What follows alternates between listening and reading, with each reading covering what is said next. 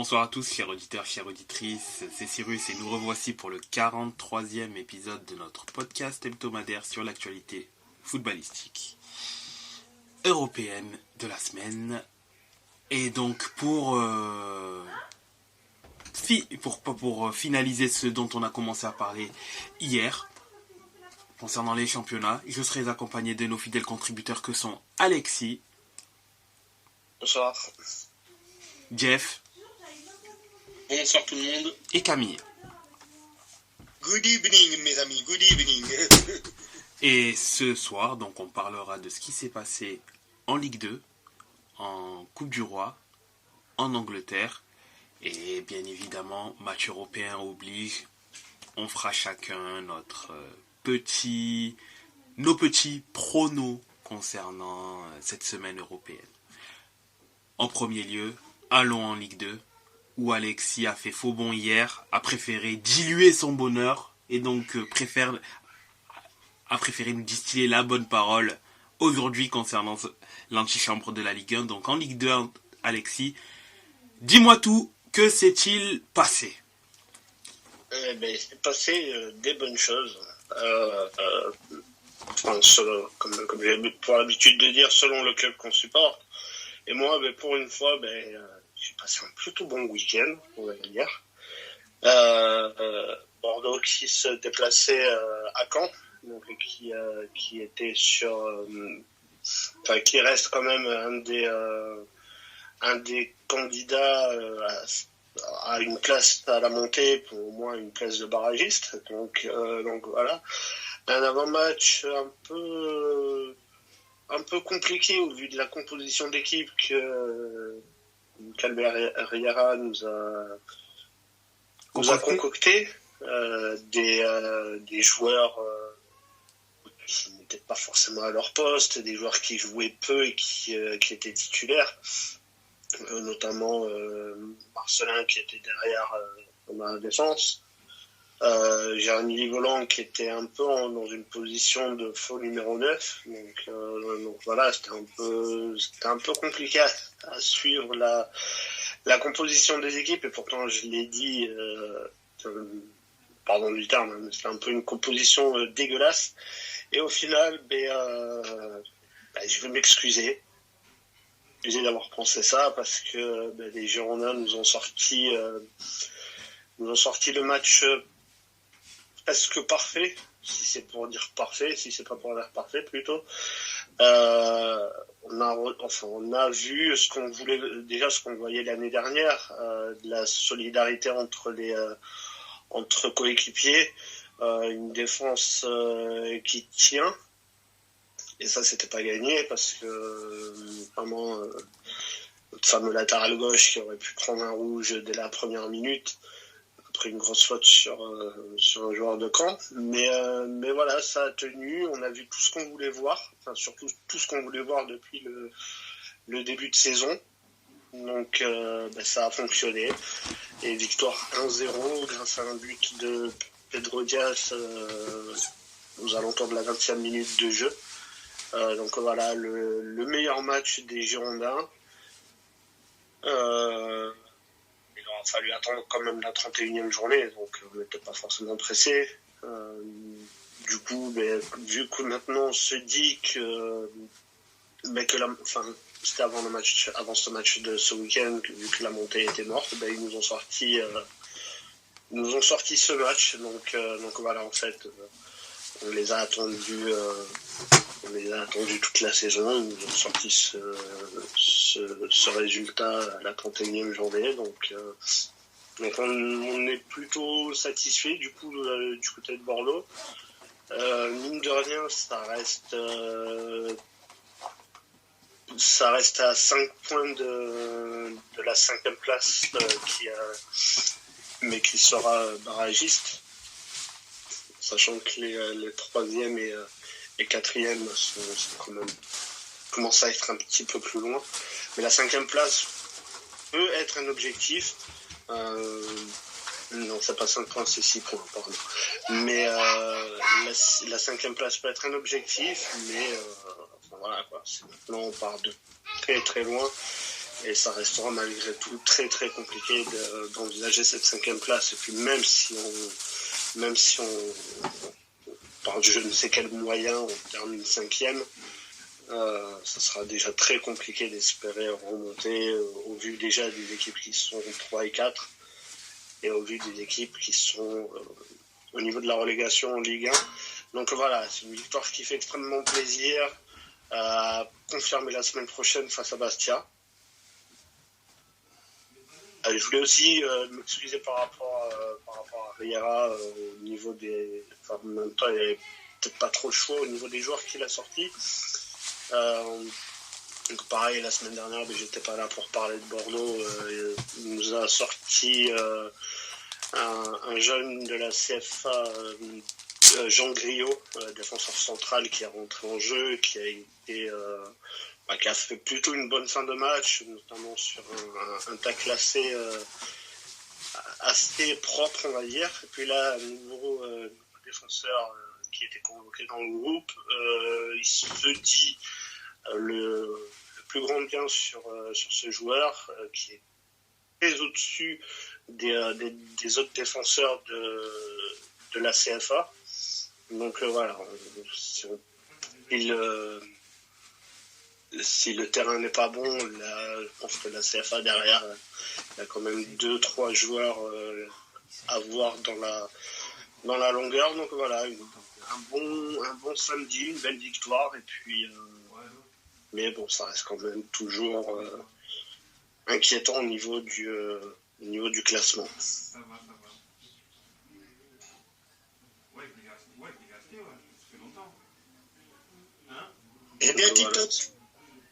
Donc si non, je pensais que vous aviez des questions du coup, mais si c'est pas le cas, je vais enchaîner sur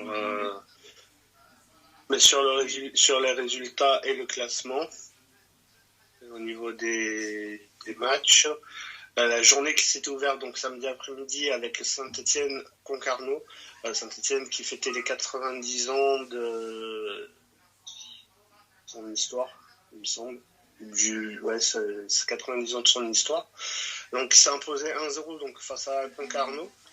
Un match pour le maintien entre Bastia et Dunkerque, il y a eu un partout, donc une nouvelle opération concernant les deux équipes. Pour Ajaccio, un partout aussi avec un but assez entre guillemets impressionnant d'Ajaccio, un coup franc très bizarre je trouve, et qui trompe le gardien de Pau.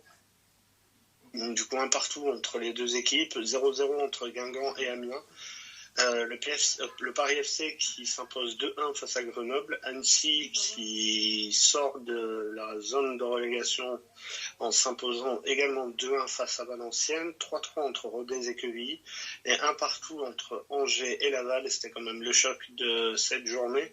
Et actuellement, 42 minutes de jeu entre Auxerre et 3 et il y a 0-0. Et au niveau du classement, donc pour l'instant, ça sera toujours Auxerre qui sera en tête ce soir. Deuxième Saint-Étienne et Angers avec 54 points, mais une meilleure différence de but pour les Stéphanois. Quatrième Laval avec 49 points. Cinquième Rodez avec 47 points. Sixième le Paris FC avec 46 points. Septième Caen 45. Huitième Guingamp et Pau 44. Dixième Amiens 43. 11e Grenoble et Bordeaux 41, mais une meilleure différence de but pour les Grenoblois. 13e Ajaccio avec 39 points, 14e Dunkerque avec 38 points, 15e Bastia avec 37 points, 16e Annecy qui sort donc de la zone de relégation avec 36 points, comme 3 avec 36 points, une meilleure différence, une meilleure attaque du côté d'Annecy. 18e Concarneau avec 33 points, 19e Quevilly avec 29 points, et 20e et Lanterne Rouge, c'est Valenciennes avec 17 points, qui pourrait être relégué en national dès la semaine prochaine. Et donc la semaine prochaine, avec les matchs qui auront lieu donc le week-end prochain, entre Ajaccio et Saint-Étienne, donc samedi après-midi à 15h. Samedi soir, on aura Valenciennes-Pau, Laval-Annecy, Caen-Rodez, Bordeaux-Bastia, Dunkerque-Guingamp, 3 Paris FC Amiens et Quevilly-Auxerre, et la journée qui se finira lundi avec Grenoble qui recevra Angers. Voilà. Merci pour ces informations concernant notre bonne vieille Ligue 2, qui est quand même extrêmement disputée, compétitive, que ce soit pour le haut ou le bas du classement, mais bon, ça, on l'a quand même déjà dit, que c'est vraiment... c'est vraiment plein de suspense. Mais au niveau du bas du classement, déjà, Valenciennes était déjà, semblait déjà condamné depuis très très très longtemps. Quevilly qui commence un peu à décrocher, Concarneau qui reste quand même placé. Et puis après, je pense que ça va se jouer entre Concarneau, Troyes, Annecy, Bastia, Dunkerque et Ajaccio. Je pense que Bordeaux, samedi en allant s'imposer, a quand même fait un grand pas vers le maintien. Et puis au niveau de la tête, je maintiens ce que je disais un jour du coup. Je pense que Auxerre et Saint-Etienne monteront, Angers finira 3e, Laval finira 4e. Et c'est cette place en fait de 5e que personne semble vouloir.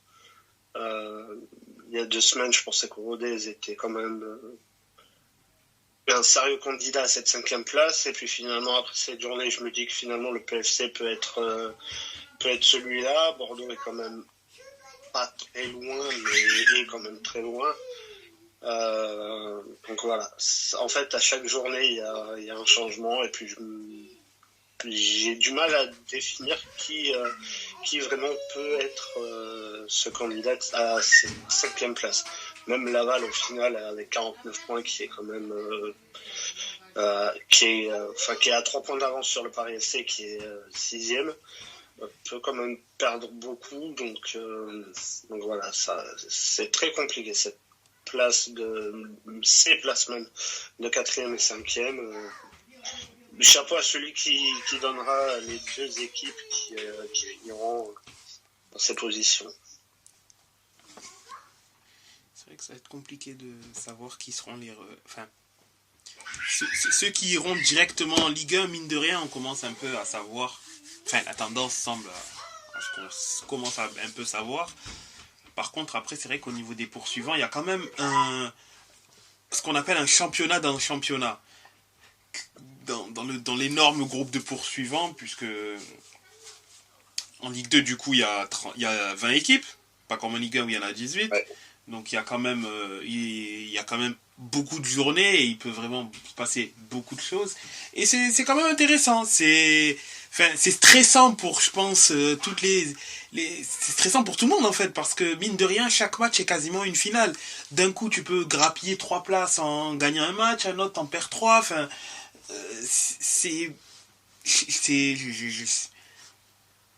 pense que je sais pas si on peut appeler ça positif, négatif quand t'es le joueur en question, mais pour toi spectateur, tu te dis personne n'a le droit à l'erreur, c'est trop bien, c'est super. Et surtout dans les places, on va dire 4 à 10, je dirais, qui se tiennent même jusqu'à de 4 à 12, parce que il y a quand même 8 points. Alors c'est beaucoup, mais c'est pas beaucoup à la fois. Oui, mais c'est pour ça que j'ai dit 4 à 10, parce que ça fait quand même déjà 8 points, ça fait plus de 2 matchs. Donc oui, 8 points, ça fait pas beaucoup. Ça fait pas beaucoup quand tu parles de la 4e à la 12e place, mais ça fait quand même déjà plus de 2 matchs, et se dire qu'il faut quand même déjà gagner 3 matchs et que l'autre équipe en perd 3 pour passer devant. C'est ça. C'est vrai. Mais c'est surtout ces histoires de barrage là qui font que le championnat est quand même assez relevé. L'année prochaine, ce sera encore entre guillemets pire, parce que seulement les 2 premiers monteront. Donc il y aura pas le droit à l'erreur quand on voit surtout les équipes qui sont concernées pour la relégation en Ligue 1, ça sera encore compliqué. Donc déjà là, le championnat va être très compliqué à finir pour beaucoup d'équipes, et l'année prochaine sera encore plus compliqué. Oui, c'est vrai que les places vaudront très cher. Et c'est vrai qu'on ne sera pas à l'abri de surprises, notamment au niveau de passage des NCG de certaines équipes, si elles ne passent pas... si elles ne montent pas en Ligue 1 du moins. Aussi. On n'est pas à l'abri, par exemple, de voir un club comme Rodez monter, hein, parce qu'on n'est pas, on sait pas. Mais est-ce qu'ils seront capables de passer la DNCG et présenter des comptes, c'est ça. Des comptes pour la Ligue 1. Donc ouais, on n'est pas la fin du championnat va être très serrée, et puis on n'est pas à l'abri d'avoir un été très compliqué chez certains clubs, et Bordeaux le premier à mon avis.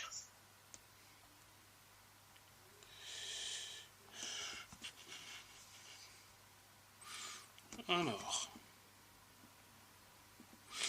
donc, après avoir brillamment donc parlé de la Ligue 2, je pense qu'on peut faire un petit, entre parenthèses, focus sur la finale de Coupe du Roi, puisqu'en Espagne, pas de match cette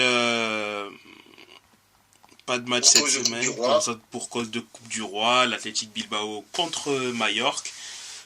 Majorque qui avait la possibilité de pouvoir gagner un titre. Dernière fois qu'il gagne un trophée majeur, en parenthèse, en Espagne, c'était lorsqu'un très grand attaquant camerounais était encore chez eux.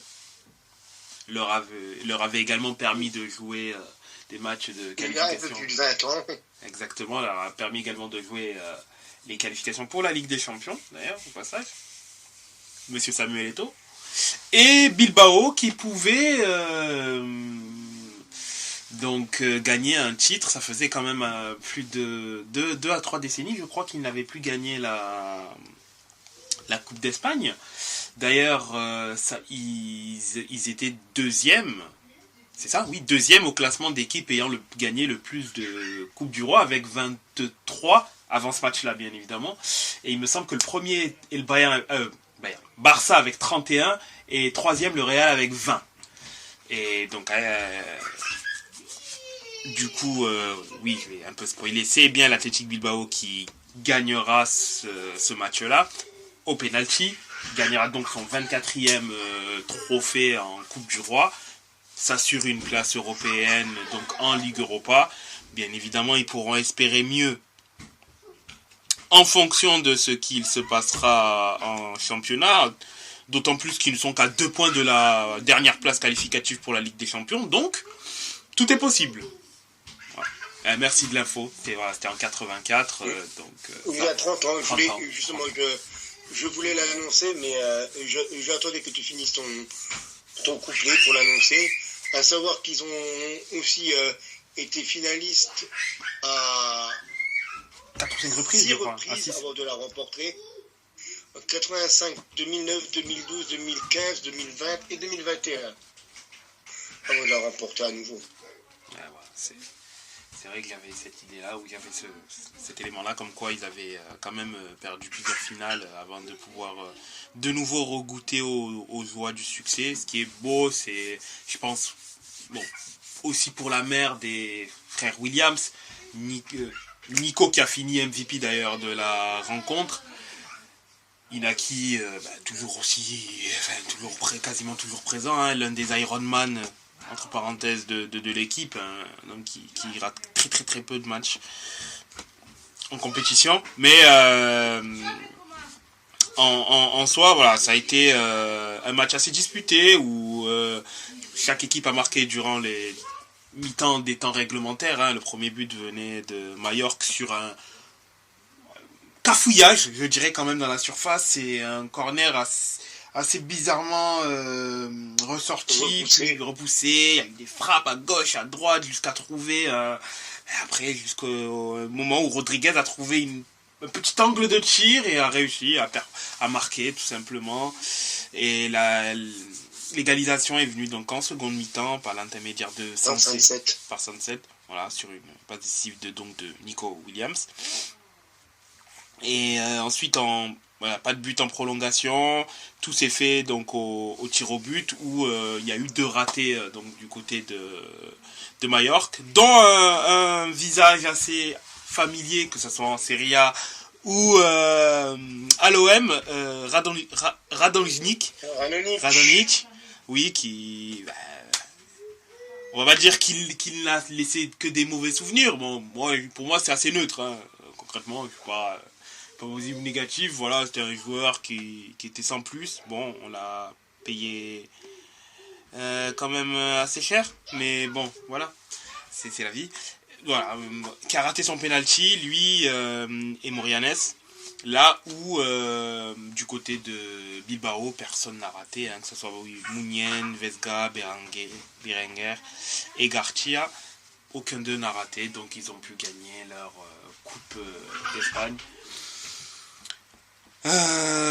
C'est positif pour eux, et ils peuvent encore plus embellir leur saison s'ils arrivent à se qualifier pour la Ligue des Champions l'année prochaine. Mais en tout cas, c'est bon, c'est bien pour eux. C'est bien ça aurait été bien aussi pour Majorque, hein, s'ils la gagnent. Mais c'est aussi bien pour Bilbao. Autre possibilité de gagner un titre via la Super Coupe d'Espagne dans quelques mois. Encore une occasion pour les frères Williams d'ajouter une ligne à leur palmarès dans la fratrie du moins Williams. Donc, et surtout dans le palmarès, et d'inscrire un peu plus leur nom dans le palmarès de l'Athletic. Ouais, exactement. Qui marque vraiment ce club depuis quelques années. Oui, en effet, Inaki bien sûr, hein, puisque Nico il est encore très très jeune, hein, il a que 21 ans, mais oui, c'est vrai qu'Inaki en lui-même, il est déjà, je crois qu'il a quand même, ça fait mine de rien, ça fait 10 ans, enfin, pas en termes de saison, hein, mais il a commencé en 2014. Là, on est en 2024, ça fait déjà 10 ans plein qu'il joue à l'Athletic. C'est quand même beau, sa longévité. Bon, surtout que c'est un joueur quand même assez fiable. C'est ça aussi. Bien évidemment, c'est pas un scoreur exceptionnel, hein, mais ça reste quand même un buteur fiable qui met son nombre de buts moyen chaque saison et qui joue le maximum de matchs possibles. Quand tu vois que sur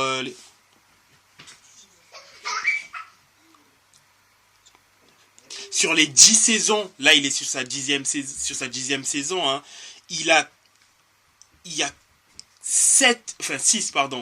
6 de ces 10 saisons, il joue 38 matchs. Il joue 36 matchs, c'était la saison dernière. Autant dire quasiment tout. Et sinon, les 3 autres saisons, c'est cette saison où il est à 27 matchs. Sa première saison où il est à 19 matchs. Donc bon, on peut limite même l'enlever parce que c'est sa première saison. Et sa deuxième où il est à 25 matchs joués. Mais sinon, c'est un joueur, il joue quasiment tous les matchs. C'est extrêmement rare aujourd'hui de voir un joueur qui n'est jamais blessé. Qui n'est quasiment jamais blessé. Et c'est vrai qu'il est déjà à plus de 400 matchs avec l'Athletic. Et il va bientôt dépasser les 100 buts pour l'Athletic. Oui. Il a 97 actuellement. Et il devrait bientôt dépasser les 100 buts pour le club basque. En effet, c'est bon. Je pense personnellement que selon toute vraisemblance, ça arrivera en fin de saison ou la saison prochaine, hein, qu'il dépassera ce stade-là. C'est bien pour lui. Et pour le coup, lui, autant Nico, je pense qu'il y a des possibilités pour qu'il parte, parce qu'il est quand même très très coté aussi. Il faut dire ce qu'il est. Hein. En soi, il est très très coté et très très talentueux. Je pense qu'il a un très grand avenir. Là où Inaki, attention, Inaki c'est quand même un très bon joueur aussi, un très bon joueur de championnat, ultra fiable comme il a indiqué. C'est pas un crack, mais quand même très fiable. Je pense que lui, pour le coup, il y a de fortes chances qu'il finisse même sa carrière là-bas. Même s'il n'a que mine de rien, il n'a que 29 ans. Bon, il aura 30 ans cette année, hein. Mais je pense qu'il y a moyen qu'il finisse sa carrière là-bas. Je pense qu'il y a vraiment moyen. Il peut clairement être un one-man club. Ouais, je le pense. Parce que je vois pas spécialement où il irait en Espagne, déjà. Et après, à l'étranger, bon, à voir, hein, mais du moins en Espagne, je le vois difficilement aller dans un autre club. Pas parce qu'il n'est pas compatible, mais je pense pas qu'il se pose la question de partir, de rejoindre un autre club. Même je pense le Real ou le Barça le veut, je pense pas qu'il irait là-bas. Hein. Je pense qu'il dirait non, en effet. Je pense qu'il est trop attaché au club basque, à l'Athletic pour aller jouer en Espagne dans un autre club. Je pense qu'il verrait ça comme une trahison. Exact. Là où Nico, faudra voir. Franchement, Nico, faudra voir. Parce que lui, j'ai un peu plus de doute à ce niveau-là. Mais bon, après White MC, on ne sait pas. Un temps, il veut aussi marcher sur les pas de son frère et faire peut-être même mieux que lui, tout en étant dans le même club. Donc, à voir. Hein. À voir, en effet. Donc, après cette page liée à l'Espagne, on peut bifurquer en Angleterre où il y a eu divers matchs assez intéressants. Des résultats divers qui ont une petite incidence quand même sur le classement, même si globalement les grosses équipes se sont bien débrouillées. Je vais aller sur le match. Globalement, insiste bien sur le globalement. Je vais aller sur le match où moi j'étais sûr qu'il allait se passer quelque chose et finalement ça n'a pas raté. C'était donc le Manchester United-Liverpool où Manchester United c'est vraiment le club lorsqu'il joue contre les gros et avec Chelsea où ils sont capables de tout ou rien. C'est soit vraiment ils sont capables d'accrocher voire même de prendre un match où ils sont capables de se vautrer complètement. Il y a très rarement du juste milieu avec eux. Et dans ce match-là, même si globalement Liverpool a quand même dominé ce match-là. Liverpool a quand même dominé. Après, bon, Liverpool a peut-être fait un peu du Liverpool. Dans certains moments difficiles, dans certains moments, Liverpool fait un petit cadeau. Le but de Bruno Fernandes, c'est un petit cadeau. 2024, 2014. La glissade de Gérard, là, c'était... Ils ont des problèmes avec les 4, hein. Donc, bon, ça a donné un but très gag. Bon, Bruno l'a mis, hein. Ils ont tellement de problèmes avec les 4, ils doivent avoir des trucs avec les Japonais. Peut-être, hein. Peut-être. Vu que le Japon a une maladresse avec le 4. En effet. Et c'était mine de rien moins une, dans le sens où... moins une, puisque en plus United avait réussi à prendre l'avantage par l'intermédiaire de Mainou, mais heureusement sur une faute quand même assez stupide derrière, Salah a pu à 10 minutes de la fin du match égaliser sur penalty, mais c'est quand même c'est bien joué pour United puisque Liverpool a globalement maîtrisé ce match là, mais Liverpool c'est quand même deux points de perdus, mais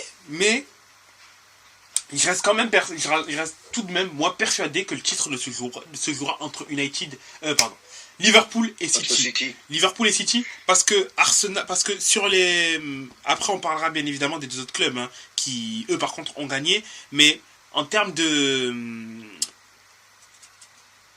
matchs restants à jouer, celui qui a le calendrier le plus difficile, c'est clairement Arsenal.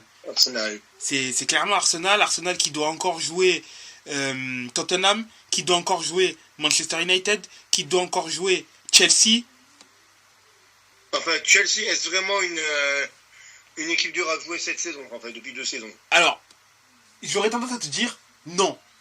Mais, est-ce que Chelsea a la capacité de pouvoir empêcher Arsenal de gagner? Le problème est que c'est oui.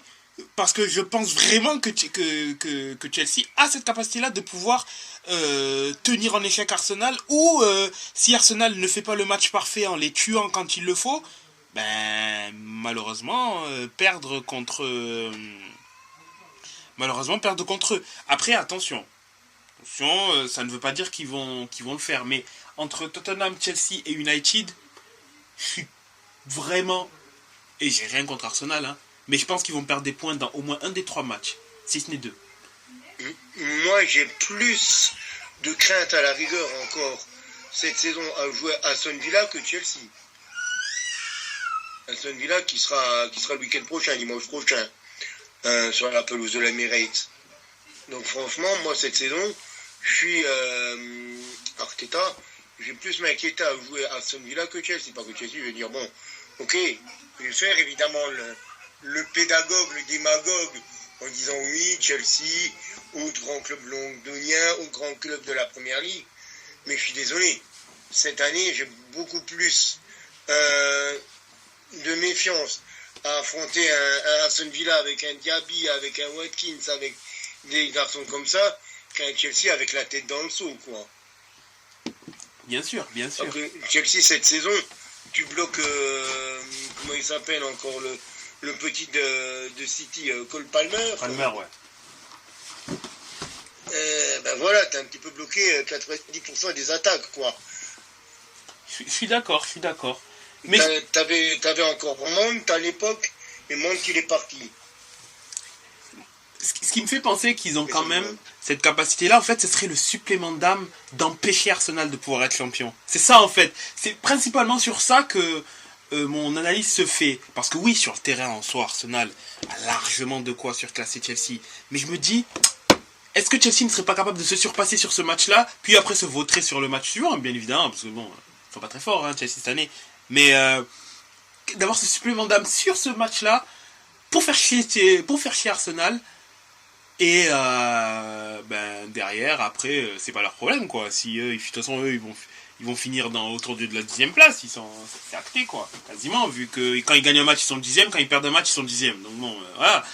Mais moi, c'est ça. C'est par le supplément d'âme que je pense qu'Arsenal perdrait des points éventuellement contre Chelsea. Mais bon. On verra bien, de toute façon, on verra bien. Mais franchement, pour le sprint final, malheureusement, je sens qu'Arsenal va perdre du terrain. Après, il faut aussi voir concernant le match contre Aston Villa, parce qu'effectivement, tu fais très très bien de le souligner. Aston Villa est également mobilisé en Europe cette semaine. Après, bien évidemment, d'un match d'une toute autre intensité qu'Arsenal. Bien évidemment, voilà, quand même. Mais ok, l'Inter vient d'égaliser par l'intermédiaire de Carlos Augusto, le piston brésilien. Auxerre qui vient d'ouvrir le score sur penalty. Yes, merci de l'information. C'est ça les joies du direct, de pouvoir réagir directement. Mais donc est-ce qu'on aura droit, moi je pense qu'on aura quand même droit à un meilleur Bayern de ce qu'on a ces dernières semaines, hein, je pense quand même. Et du coup, est-ce qu'ils ne vont pas laisser peut-être un peu trop d'énergie dans la bataille, Arsenal ? Peut-être, je sais pas. À voir, hein, puisqu'en plus il y a, je crois, c'est le match aller, en plus le match d'Aston Villa, et après 3 jours après il y a le match retour. Enfin, ça va être assez intensif. Mais ouais, à voir. Mais déjà, je pense que le match de demain, s'il est extrêmement énergivore, bon, heureusement c'est à l'Emirates. Mais s'il est extrêmement énergivore, ça pourrait peut-être jouer contre eux, éventuellement.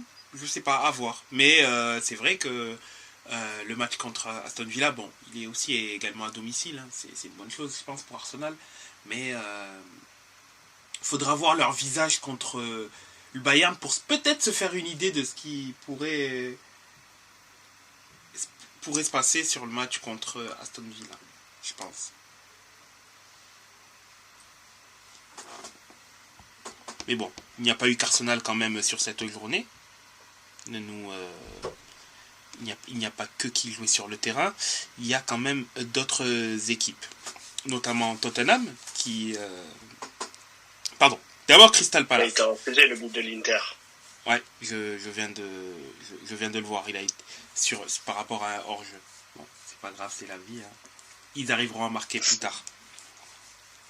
Mais j'espère juste qu'ils ne perdent pas, parce que bon, il n'y a qu'une défaite cette saison, il n'en faudrait pas deux, surtout contre une équipe moins bien classée. Il y a quand même, voilà, en premier lieu, le Crystal Palace contre Manchester City,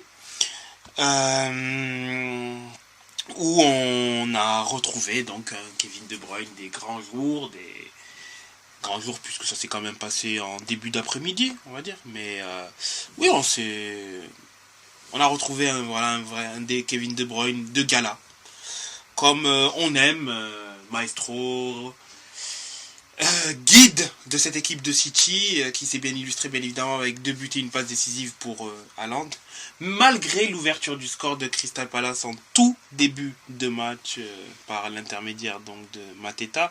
D'ailleurs, ce fut un doublé de buts de la part de Français, Hudson-Edouard et Mateta, qui ont tous deux marqué pour Crystal Palace.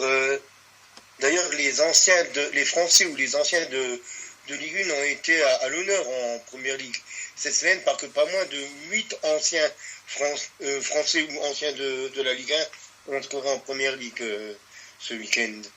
Après, ouais, oui, c'est vrai que c'était quand même une stat intéressante. Bien que d'ailleurs, lui, il est au Bayern, pas en Première Ligue. Mais je comprends ce que tu veux dire.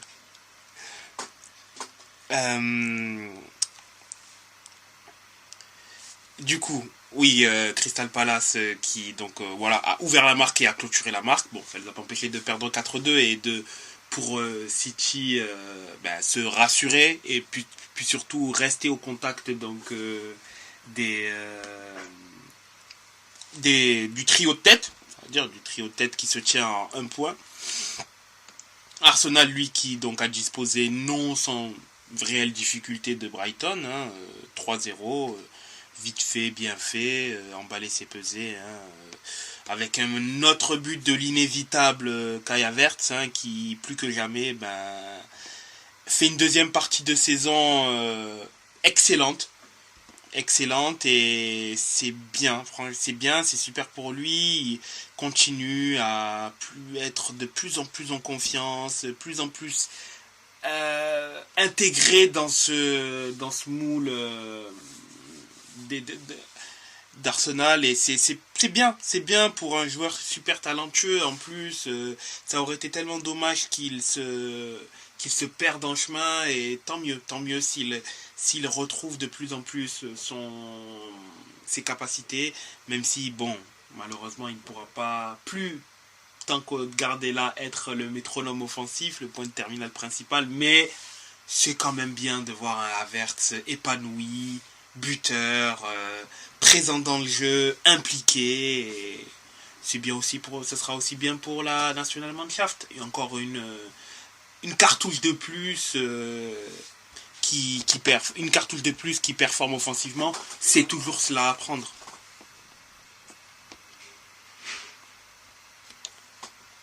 Oui, surtout qu'ils sont un petit peu quand même en mal de buteur, ouais.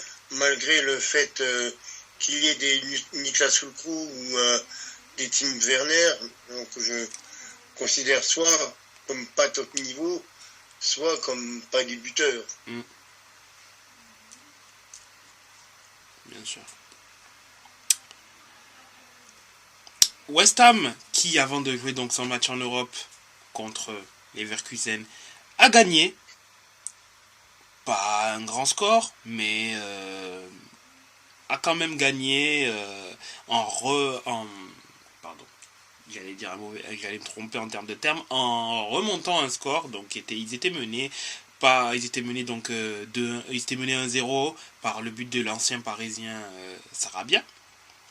En seconde mi-temps, donc égalisation de la part d'un ancien de Ligue 1, Paqueta. Et sur un corner rentrant d'un des joueurs que j'aime beaucoup. Je sais même pas si je dis que j'espère qu'il soit dans une plus grosse équipe ou j'espère qu'il continuera à faire ce qu'il fait toujours. l'un des maîtres des coups de pied arrêtés en première ligue. Et je dirais, si ce n'est peut-être le plus gros spécialiste dans ces dernières années, World Pros, qui nous a gratifié encore d'un coup de pied arrêté magnifique et a permis donc à West Ham de gagner d'un petit score, mais a quand même gagné et de rester au contact du premier groupe de poursuivants, même si l'Europe est loin quand même, hein, ils sont à 48 points, la dernière place européenne c'est Aston Villa, elle est quand même à 12 points, donc ça va être quand même assez compliqué du côté de West Ham d'aller choper cette 5e place. Mais d'ailleurs, égalisation de la part d'Hakan Çalhanoğlu, un autre spécialiste penalty. Un Lautaro Hakan vient d'égaliser sur penalty. Là tout de suite, et l'Inter donc 1-1. Donc, concernant la première ligue. Oui, donc ça va être assez difficile donc pour West Ham d'aller choper cette 5e place, mais ils peuvent essayer de terminer le plus haut possible, et c'est toujours possible de viser cette 6e place. Hein. Puis, si tout se passe, puis ils sont encore mobilisés en Europe, il y a encore moyen de se qualifier pour la Ligue des Champions, s'ils arrivent du moins à aller gagner l'Europa League. Ils ont gagné la C4, pourquoi pas viser la C3, hein. Tout est possible. À voir. De toute manière, Camille, je pense que tu nous en diras des nouvelles au moins pour le match aller. Hein. Donc, oui. Évidemment, vu que je serai dans 3 jours à la Bay Arena. Donc, on aura Mais tout. évidemment que je vous donnerai les infos en temps et en heure. Exactement. Et Luton, équipe de bas de tableau, qui a pu donc gagner assez aussi également difficilement contre Bournemouth. Très belle victoire parce que ça leur permet de pouvoir également se rapprocher du premier non relégable. D'ailleurs, ils sont à égalité de points avec Nottingham Forest. À 2 points d'Everton. D'ailleurs, il me semble qu'Everton a également pris encore une sanction pour violation des règles en termes de plafond de dépenses encore. Ils ont pris, je crois, 2 points encore de pénalité. Est-ce qu'ils vont faire appel? Je ne sais pas. Pour l'instant, ça n'a pas été dit, mais l'info est sortie vraiment très récemment concernant Everton. Donc, Luton, plus que jamais, capable de pouvoir se maintenir. Mais à voir ce que ça va donner dans les prochains matchs, puisque ce n'est pas encore fait. Mais l'espoir est du moins permis. L'espoir est permis pour eux, pour pouvoir gratter une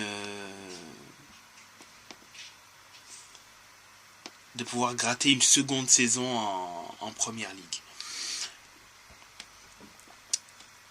Newcastle qui gagne 1-0, but de la part d'un ancien de Ligue 1, encore une fois, Bruno Guimaraes. Quand je dis qu'ils étaient présents cette semaine, c'est pas pour rien, c'est pas pour meubler, mon cher Cyrus. Bien sûr. C'était la Première Ligue Conforama. On dira ça. Et donc voilà, Newcastle qui, donc on le verra dans le classement, de toute manière ils sont 8e, bien en deçà de ce qu'ils ont montré l'année dernière. Eux aussi ils sont toujours dans ce petit groupe de poursuivants qui peuvent terminer entre 6 et 8. Chelsea n'est pas très loin, ils sont qu'à 3.2, mais bon, Newcastle est à 47 points, à 1 point de West Ham, 2 de Manchester United, donc voilà, ils se tiennent vraiment quelques points. Everton qui, malgré sa perte de points, a quand même gagné contre Burnley par l'intermédiaire de Calvert-Lewin, leur serial buteur. Aston Villa qui a... Je ne sais pas si on peut appeler ça tout gâché ou eu chaud, parce que je dirais tout gâché parce qu'ils ont mené 2-0, dont un but de Watkins, d'ailleurs au passage, et une passe décisive de Yuri Tielemans. Mais derrière se sont pris en 10 minutes la foudre de Brentford, ou que ce soit par l'intermédiaire du Congolais Wissa, le Camerounais Mbeumo et le Danois Zanka. Les trois ont, sur 10 minutes, transformé l'issue du match en les faisant mener 3-2. Mais bien évidemment, cette saison, il y a un homme qui est plus que vital à Aston Villa, c'est Oli Watkins qui fait la saison de sa vie et qui a encore une fois marqué, mis son 17e et 18e but en championnat cette saison et leur a permis de pouvoir préserver le point du match nul. Mauvaise opération, mais ils ne perdent pas au moins, donc c'est quand même déjà cela du côté d'Aston Villa. Et donc Chelsea qui souffle, comme on dit, le chaud et le froid. Une équipe capable de gagner 4-3 à Manchester United, mais qui derrière fait match nul 2-2 contre Sheffield. C'est Chelsea. Sheffield, dernier du classement d'ailleurs au passage. C'est Chelsea tout craché, hein, voilà. C'est Chelsea. Je vais pas dire c'est positif, négatif, c'est Chelsea. C'est le Chelsea des années 2020, on va dire ça comme ça. C'est ça, c'est un Chelsea qui a mené deux fois dans le match. Hein. Les premiers buts de Thiago Silva, ils sont fait égaliser 20 minutes plus tard. Mais derrière, Madueke leur redonne l'avantage. Mais en toute fin de match, McBurney, on peut dire qu'il a eu les coronets de provoquer l'égalisation. Et donc a permis d'arracher le point du match nul pour Sheffield. Voilà. Et Chelsea fait du surplace au classement, mais ils font du sujet. On a l'impression qu'il y a 30 journées, ça fait 33 journées que Chelsea est entre la 9e et la 11e place, quoi. Enfin, après, voilà, J'ai l'impression que ça fait 5 ans qu'ils sont entre la 8e et la 10e place. Exactement. Exactement. C'est quand même fou à ce niveau-là. Et donc, au classement, cela donne Arsenal premier avec 71 points. Deuxième, Liverpool avec 71 points également. Différence de but légèrement meilleure du côté d'Arsenal qui a encaissé 6 buts de moins et marqué 3 buts de plus que Liverpool. City à 3e avec 70 points, Tottenham 4e avec 60 points, 5e Aston Villa avec 60 points également. Légère meilleure défense, meilleure attaque du côté d'Aston Villa avec un but marqué en plus, mais 4 buts encaissés en moins du côté de Tottenham, ce qui fait que pour l'instant ils sont encore 4e. Manchester United 6e avec 49 points, West Ham 7e avec 48. Newcastle 8e avec 47, 9e Chelsea avec 44, 10e Brighton avec 43, les Wolves avec 11e avec 42, Bournemouth 12e avec 41, Fulham 13e avec 39, Crystal Palace 14e avec 30 points, Brentford 15e avec 29 points, Everton 16e avec 27 points, Nottingham Forest premier non relégable avec 25 points, égalité avec Luton, mais Luton a une bien moins bonne défense avec 9 buts encaissés de moins malgré 5 buts en plus. Burnley 19e avec 19 points. 19e avec 19 points. Sheffield 20e avec 16 points. Voilà, au niveau de ce que ça donne au niveau de la Première Ligue. Et donc je pense qu'on peut faire... Oui, dites-moi. En disant que Sheffield et Burnley sont quand même bien décrochés des autres, des 17e, 18e, 16e, qui sont déjà à au moins 6 points, voire plus. Exactement. C'est vrai qu'il y a quand même un bon écart déjà entre Burnley déjà et Luton, Everton et Brentford. Ça va être dur concernant les deux dernières équipes, mais Luton, comme il est indiqué, suite à sa victoire, ils peuvent clairement encore espérer pouvoir grappiller quelques places, d'autant plus qu'on ne sait pas si d'autres équipes ne vont pas encore souffrir de perte de points. Là, par exemple, Everton, d'un coup, on a appris qu'ils ont pris 2 points de pénalité. Est-ce qu'ils ne seront pas à l'abri d'en perdre encore d'ici là, puisqu'on sait qu'ils ont violé de manière répétée les limites budgétaires, financières du côté en termes de pertes en PL. Donc bon, à voir ce que cela va donner. Est-ce qu'il y aura encore de réduction de points ou pas? Est-ce que ce sont les seuls qui seront épinglés ou il y aura d'autres clubs qui seront épinglés? Bon, on sait qu'il y a actuellement aussi Manchester City qui est visé, puisqu'apparemment il y aurait eu plus de 130 ou 120 à 130 points sur lesquels ils auraient violé les protocoles du règlement. C'est toujours en cours, hein, donc je ne présume pas qu'ils l'ont fait. Everton, ça a été acté que ça a été fait. Malheureusement, ça a été acté un peu trop tard, déjà l'année dernière, pour que Leicester se maintienne et qu'eux descendent. Mais voilà, cette saison, donc ça a été acté par 2 fois. Reste à savoir ce que cela va donner. Voilà. Et je dirais qu'avant de parler pronostics au niveau des matchs européens, on peut faire une petite pause. Faisons une petite pause. Et revenir. A tout de suite. À tout de suite. On se retrouve pour la seconde partie de notre podcast. Et cette fois-ci, comme indiqué, on fera nos petits pronos concernant les matchs de Ligue des Champions. Et bien évidemment, Europa League et Conference League, car nos clubs français sont également mobilisés. Alors, concernant donc, même si je pense qu'on le sait quand même, je répète quand même, concernant la Ligue des Champions, les équipes mobilisées sont donc l'Atlético Madrid qui jouera contre Dortmund, le PSG contre le Barça, Arsenal contre Arsenal contre Bayern Munich et le Real Madrid contre Manchester City.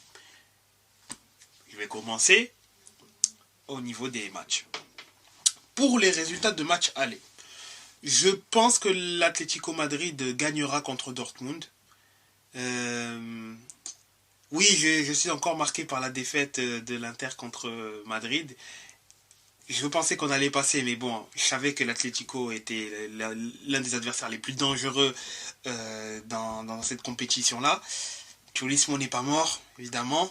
Je pense quand même qu'ils vont réussir à faire le taf correctement contre Dortmund au match aller. Après, au retour à voir, mais ils vont faire le taf au match aller. Le PSG contre Barcelone, bien que le PSG semble légèrement favori, j'aurais quand même tendance à dire qu'il y aura un résultat positif pour Barcelone au match aller. C'est-à-dire soit un match nul, soit une victoire de Barcelone. Je ne vois pas Barcelone étrangement perdre sur ce match-là. Arsenal-Bayern de Munich. Effectivement, le Bayern est clairement sur une forme moins bonne qu'Arsenal, et que sur le papier, Arsenal est favori. Faut dire ce qui est. Sur le papier, du moins, au vu des performances, au vu de ce qu'est Arsenal déjà en 2024, de la forme des deux équipes, Arsenal est quand même favori. Néanmoins, ils vont jouer contre, je pense, le Bayern le plus dangereux, dans le sens où c'est une équipe qui n'a plus rien à perdre. C'est soit la Ligue des Champions, soit cette saison est catastrophique. Déjà que la saison n'est vraiment pas bonne, là elle va être catastrophique. S'il saute maintenant, puisque pour le coup, c'est vraiment très très très difficile. Donc, et Arsenal en plus a un match important ce week-end. Et j'aurais quand même tendance à dire qu'Arsenal ne perdra pas, mais s'il y a victoire, ce serait une victoire éventuellement par un but d'écart. Mais je sens plus le match nul de ce côté-là. Je vois plus un match nul de ce côté-là. Par contre, Real contre Manchester City, courte victoire du Real de Madrid. Courte mais précieuse victoire du Real de Madrid. Est-ce que ça sera assez? Je ne sais pas, mais donc je dirais l'Atlético Madrid gagnerait.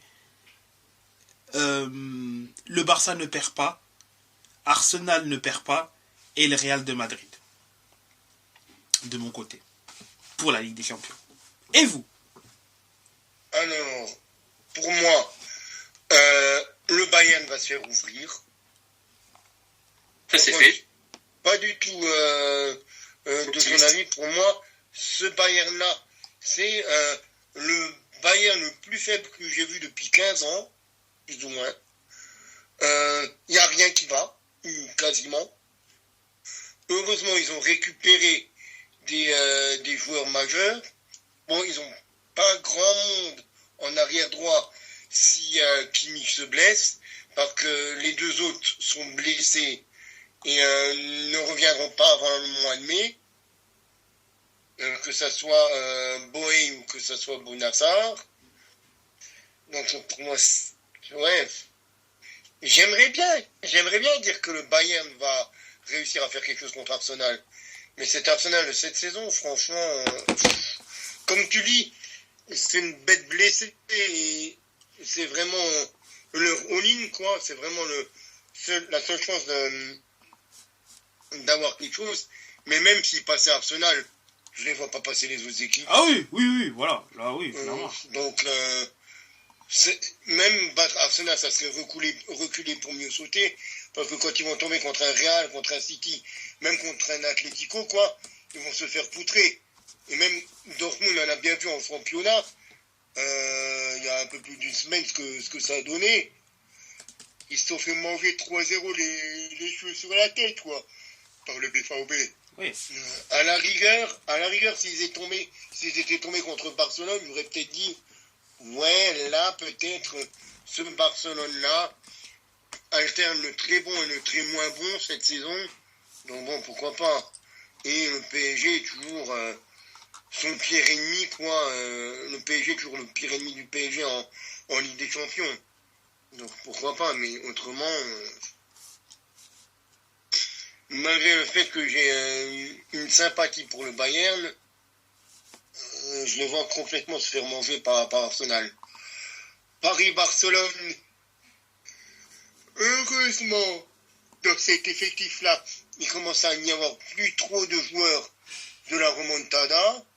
Donc on peut commencer à se dire que ça va moins jouer, même s'il y a eu depuis une autre rencontre depuis. Hein. Mais sinon, j'aurais dit que la remontada pèse encore.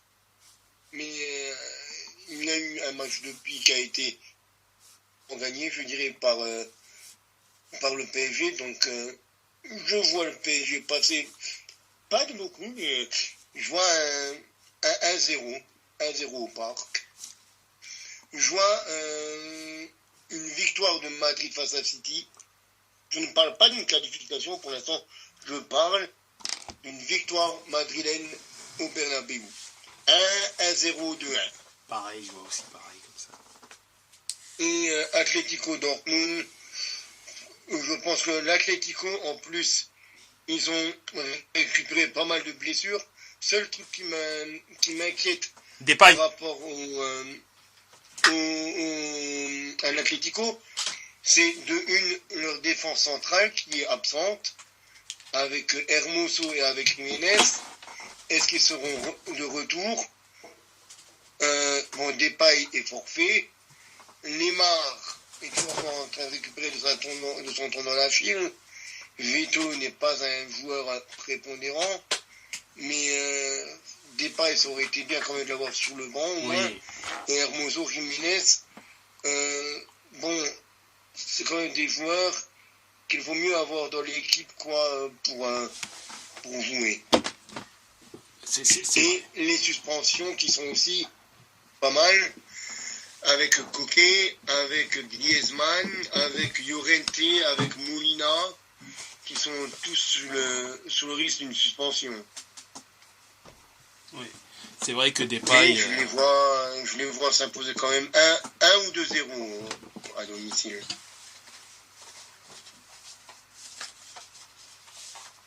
Les matelassiers, les colchoneros.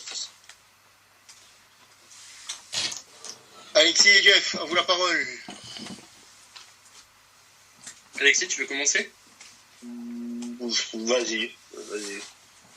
Vas-y, j'y vais, je commence. Donc, sauf, pas en termes de qualification, mais juste pour les matchs de cette semaine, je dirais Arsenal-Bayern. Je suis du même avis que Camille, je suis assez pessimiste en jouant pour le Bayern. Hein. Je vois plus Arsenal s'imposer, pas non plus mettre une manita, hein, mais s'imposer quand même face au Bayern, même si ça me fait mal de le dire, parce que j'apprécie quand même beaucoup le Bayern Munich. Hein. Real City, ça va être un très très gros duel pour moi. Je saurais pas. Franchement, je mettrais pas une pièce, mais. Allez, peut-être City, mais de justesse. Mais vraiment de justesse. Parce que là, même si Real, ça marque beaucoup de buts, même si ça gagne, etc., peut-être que l'absence d'un vrai neuf pourrait leur porter préjudice. Donc voilà. PSG-Barça, je suis un peu du même avis que Camille, dans le sens où les joueurs de l'époque ne sont plus quasiment tous plus là. Donc ce sera un peu plus équilibré, mais PSG pourrait bien s'imposer si les joueurs sont sérieux, si le coach ne fait pas de bêtises. Sachant qu'en plus, il avait fait quand même un petit turnover du week-end dernier, ce qui a été une très très bonne idée sportivement parlant. Hein. Atlético Madrid. Sachant que le coach parisien est aussi un ancien du Barça, En joueur et coach. En plus, oui, bien sûr. Donc lui il avait déclaré déjà en conférence, je crois, que pour lui ce sera émotionnellement compliqué, mais que de toute façon il est entraîneur du PSG, donc priorité à la victoire du PSG, ce qui est tout à fait normal. Mais ça va être un match. Je pense que le PSG peut s'imposer, comme je disais, si toute l'équipe joue sérieusement. Ça peut passer. Atlético Dortmund, ça joue à Madrid, donc je verrai quand même l'Atlético s'imposer. Pas de beaucoup, mais pourquoi pas. Voilà.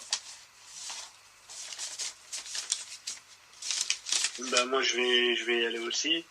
Je vais y aller rapidement. Victoire des deux clubs de Madrid.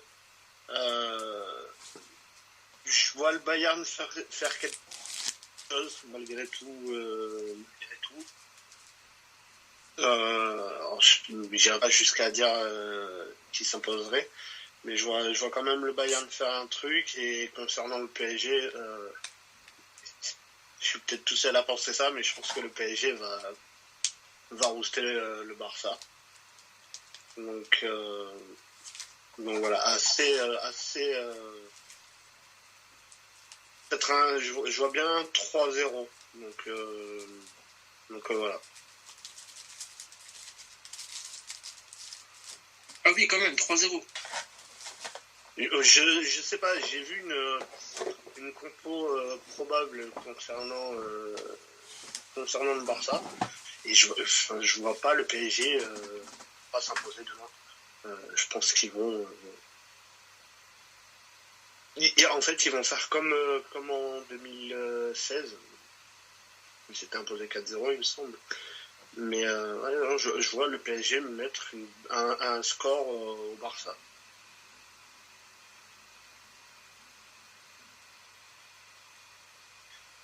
Eh bien, on souhaite pour les Français, hein, mais je suis pas aussi convaincu, mais pourquoi pas.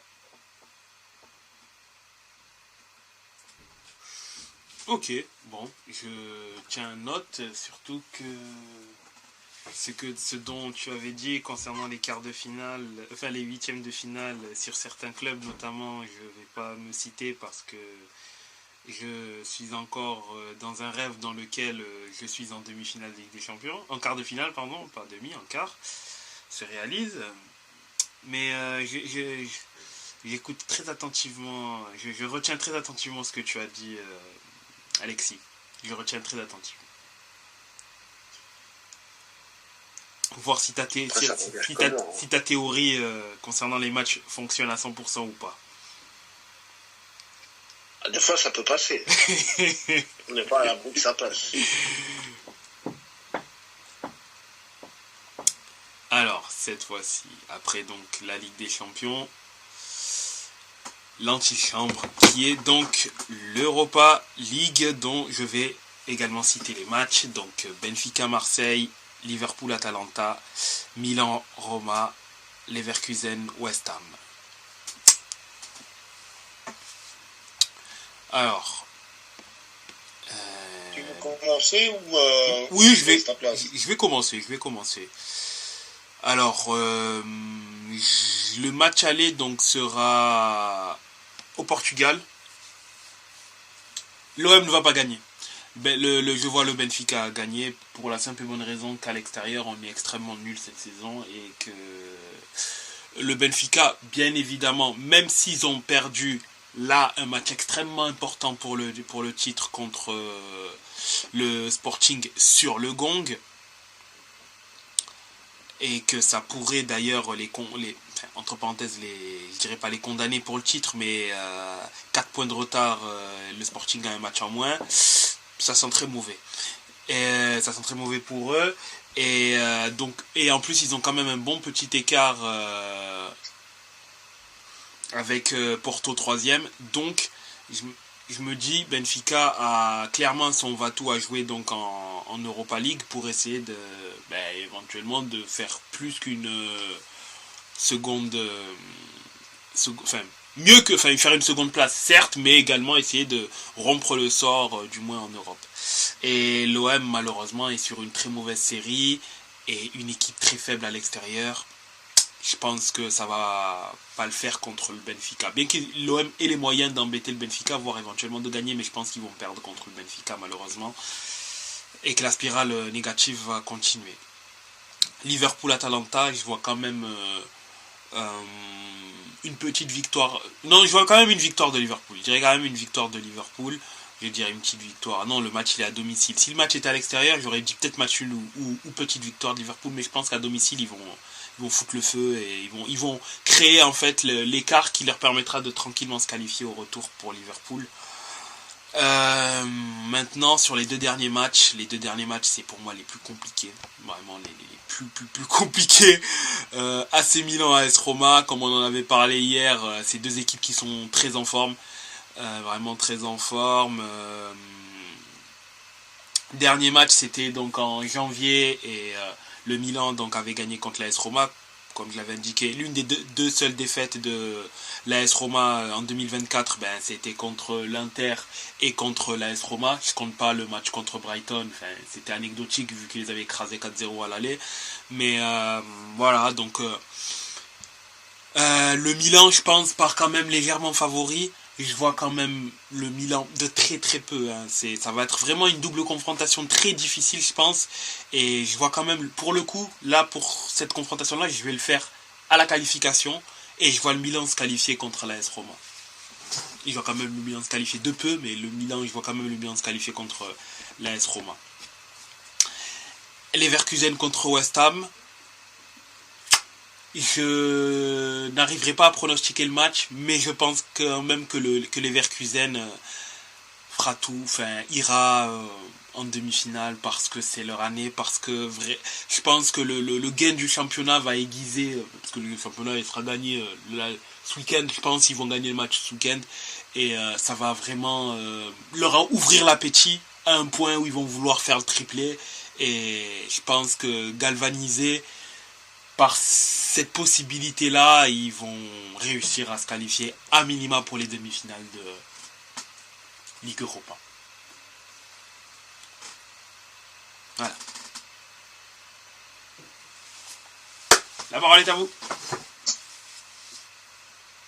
La parole est à l'avocat. Qui est un avocat? Qui veut prendre la parole? Je ne suis pas un avocat, mais je veux bien la prendre.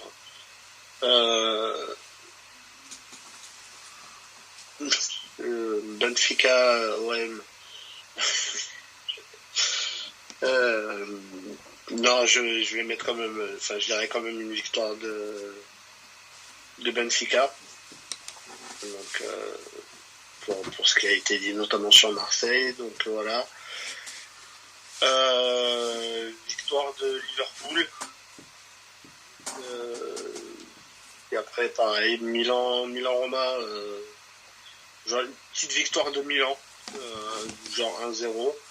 Et Leverkusen-West Ham, c'est pareil, je pense que Leverkusen aussi, Leverkusen battra West Ham également. Voilà. En ce qui me concerne, je m'aligne un petit peu sur ce qui a déjà été dit avant.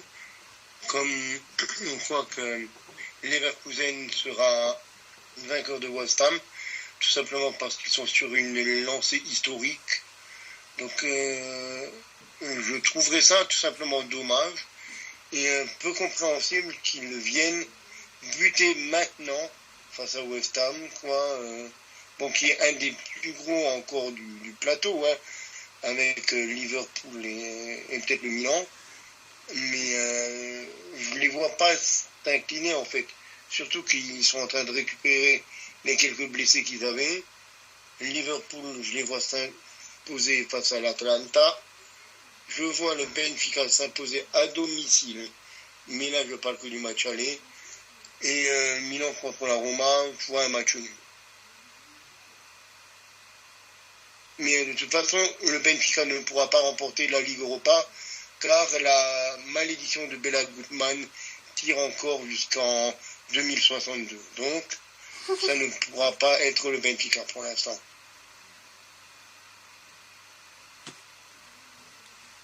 Pas faux. Pour ceux qui ne connaissent pas la malédiction de Gutmann, c'est un ancien coach du Benfica qui a maudit le Benfica sur 100 ans.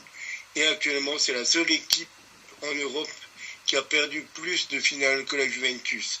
Ils sont, il me semble, à 9 finales perdues. 9 finales de Coupe d'Europe perdues. Donc, depuis 1962 et la dernière victoire de Bela Gutmann avec le Benfica.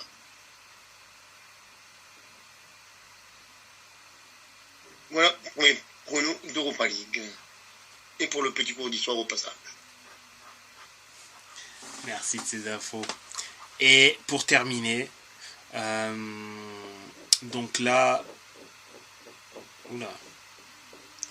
j'allais indiquer la Conference League. La Conference League avec... J'ai pas donné mon prono, sinon si ça intéresse quelqu'un. Ah oui, c'est vrai, excuse-moi Jeff, excuse-moi. Non, c'est bon, ça intéresse personne. Ah, non, parce qu'il y a quand même mon club qui la joue, tu vois, cette compétition, donc... Ah bon. Dis-nous. Alors, rapidement, Liverpool-Atalanta, je verrais bien Liverpool gagner. En tout cas, sur ce match-là, je verrais bien remporter. Pas une grosse victoire, mais bon. Benfica-Marseille, je vais m'appuyer sur ce qui a déjà été dit, et de toute façon, ce que je savais déjà, Marseille à l'extérieur, c'est très compliqué cette saison. Donc, je verrais plus le Benfica s'imposer. AC Milan-Rome, c'est le match qui va être évidemment le plus intéressant pour moi, même si je trouve que c'est pas le plus facile, mais ce sera pas en tout cas pas le plus difficile, parce que Milan-Rome, ça va, c'est des matchs qui se gagnent en championnat sans trop de difficultés, donc je vois bien le Milan s'imposer, et d'ailleurs passer ce tour-ci. Oui, mais bon, on le connaît, il va être blessé, donc c'est pas grave. Mais je vois bien Milan en tout cas passer ce quart. Leverkusen-West Ham, alors je ne vois il n'y a aucun monde où Leverkusen ne passe pas. Il n'y a aucun monde. Est-ce qu'ils vont faire un match nul à l'aller ou est-ce qu'ils vont s'imposer? Je vois quand même Leverkusen en très très grande forme. De toute façon, c'est comme tu l'as dit Camille, c'est une forme historique. Donc je vois quand même Leverkusen s'imposer et à l'aller et au retour. Et c'est d'ailleurs l'une des seules équipes que je voudrais pas rencontrer. S'il y en a bien deux que je voudrais éviter dans cette compétition, ça aurait été Liverpool et Leverkusen. Liverpool parce que voilà, c'est quand même une grande équipe anglaise, et Leverkusen parce que cette année ils sont effrayants. C'est effrayant le niveau qu'ils ont, ils sont inarrêtables, et on le dit déjà chaque semaine, mais c'est grandiose ce qu'ils font. J'ai énormément de respect pour l'équipe et pour le coach et pour tout ce qu'ils font. Donc je les vois tout de même largement s'imposer face à West Ham à l'aller comme au retour. Le problème qu'il y a, c'est que on parle quand même de l'équipe d'en face qui est le vainqueur de la dernière Conference League. Oui, mais c'est pas parce que tu peux gagner une compétition européenne et perdre cette même compétition européenne plutôt dans la saison la campagne suivante.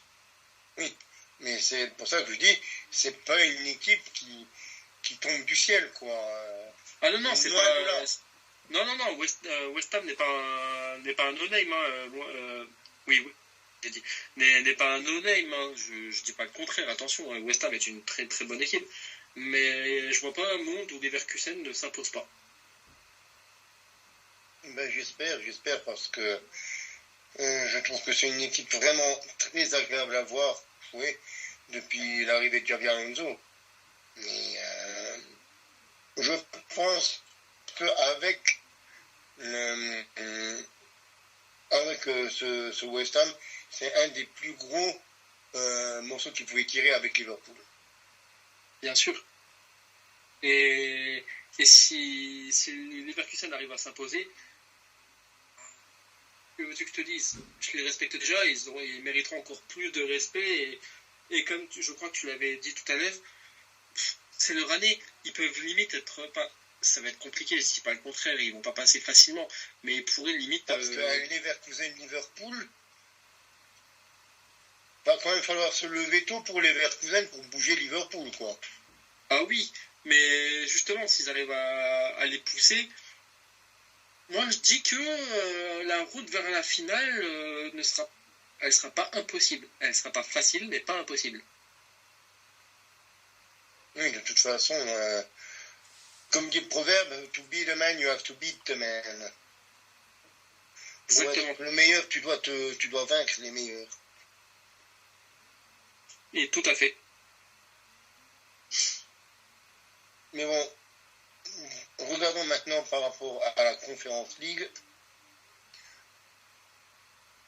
À moins que tu aies encore quelque chose à rajouter sur tes pronostics d'Europa League, mon cher Jeff.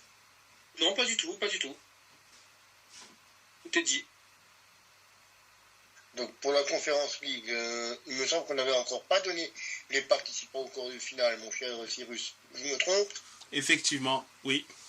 Donc il y a... Alors, Vas-y.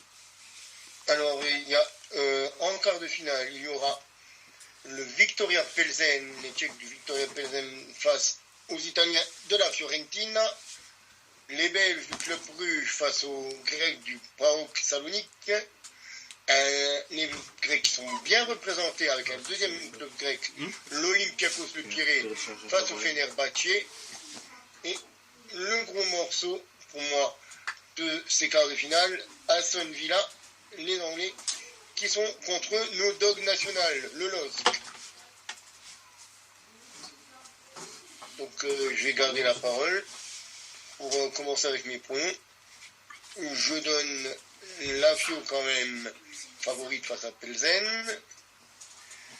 Donc Club Bruges face au PAOK, j'aimerais bien que le PAOK passe, tout simplement pour l'ambiance qu'il y a dans les stades grecs.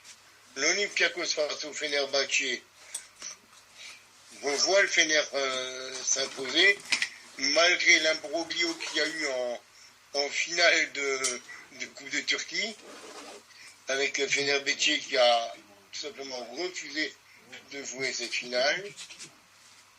Et malheureusement pour Lille, je vois Aston Villa passer. Aston Villa de Oli Watkins qui est en feu et de Guibou Martinez qui, malheureusement pour les Français, affiche régulièrement son haut niveau.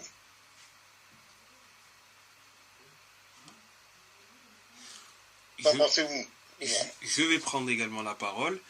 Et je pense aussi pareil par rapport à Fenerbahçe, d'autant plus qu'ils ont fait reposer tous leurs joueurs. Ils ont fait reposer tous leurs joueurs, oui, c'est ça. J'allais dire tous leurs joueurs cadres, mais non, ils ont fait reposer tous leurs joueurs, puisque c'est les U19 qui ont joué une minute la Super Coupe de Turquie, du moins. Donc oui, je vois le Fener quand même passer ce tour-ci. La Fio aussi également, puisque finaliste l'année dernière. Ça se passe globalement bien, donc en Europa Conference League, je pense qu'ils iront quand même en demi-finale. J'aimerais aussi également bien que Bruges puisse passer, parce que le PAOK... Bref, voilà. Mais j'aimerais bien que Bruges aussi passe. Et par contre, oui, je pense que Aston Villa, c'est quand même le gros... Enfin, l'épouvantail, du moins, de cette conférence. Le gros morceau. Cette Europa Conférence, et je pense que oui, ils vont passer. Ils vont passer et ça va peut-être être un peu trop dur pour Lille, puisque c'est quand même une équipe assez sérieuse, Aston Villa, top 5 du championnat. Mais voilà, je le vois plutôt comme cela, moi. Donc Fenerbahçe, Fiorentina, Lille, Aston Villa, Bruges. Eh bien, je crois que Il nous reste encore 2 avis à avoir. Alex, tu veux commencer? Aussi rapidement. Je vais te donner juste les matchs sur lesquels je pense avoir un avis, parce que Club Brugge, PAOK et Olympiakos Fenerbahçe, je suis pas assez calé sur les clubs et sur leurs saisons respectives, donc j'aurais pas forcément un avis. Je vois la victoire de la Fiorentina et je vois... j'aimerais bien voir Lille accrocher Aston Villa. Donc peut-être un match nul, ouais, sur ce match-là. À Villa Park. Pourquoi pas, en sachant qu'Aston Villa va jouer Arsenal dimanche. Je sais pas. C'est plus un avis... un avis supporter qu'un avis objectif. Ouais, c'est plus ça. Après, on me dira, ouais, mais sur l'OM, ça peut faire pareil. L'OM, c'est l'OM. Mais ouais, j'aimerais bien voir Lille aller plus loin que les quarts de finale. On va dire que j'ai un tout petit peu plus d'affinité avec Lille qu'avec l'OM. Ah oui, j'aimerais bien aussi voir Lille aller plus loin. Si on me demande, j'aimerais bien même... Alors, si on me disait Lille gagne la Conference League cette année, je dirais, ben, ok. Mais est-ce que j'aimerais bien les voir aller au bout? Oui. Est-ce que je pense qu'ils iront au bout? Je ne pense pas. Et je me dis qu'au match retour, ils peuvent, avec l'ambiance, avec les supporters de Lille, je pense que ils peuvent renverser le match. Maintenant, il faut qu'ils soient costauds sur le match aller. Après, voilà.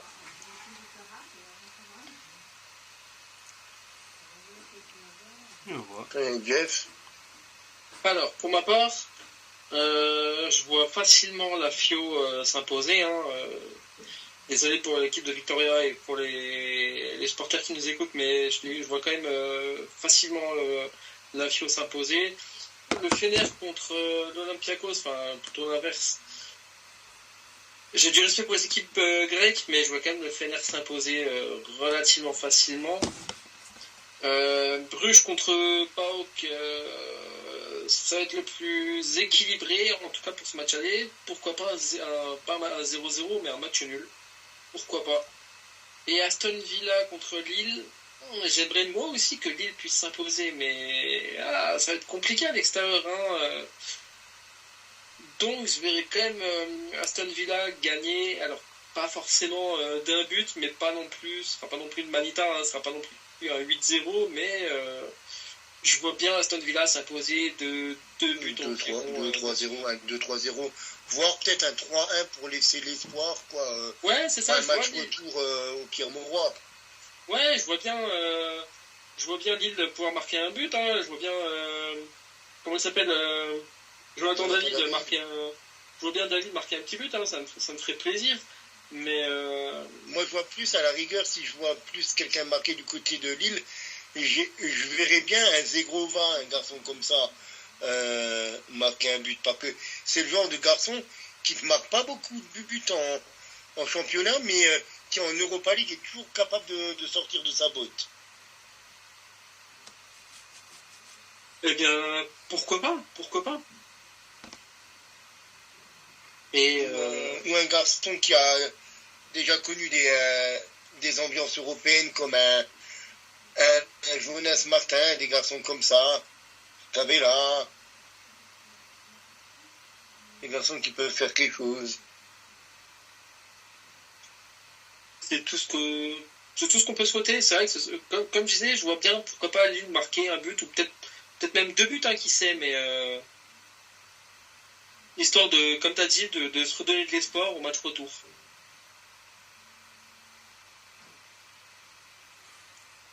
Surtout que ce sera chez eux, donc l'espoir serait vraiment de mise. L'histoire fait vivre. C'est ça. Eh bien, messieurs, je crois qu'on est arrivé au bout. Exactement. Il ne me reste plus qu'à vous souhaiter une bonne soirée, à vous dire à dimanche Exactement. et de vous souhaiter de belles rencontres devant vos écrans cette semaine, que ce soit dans les différentes compétitions. Yes. Et bonne semaine à tous. Bonne semaine à tous. Bonne semaine. À plus. À plus.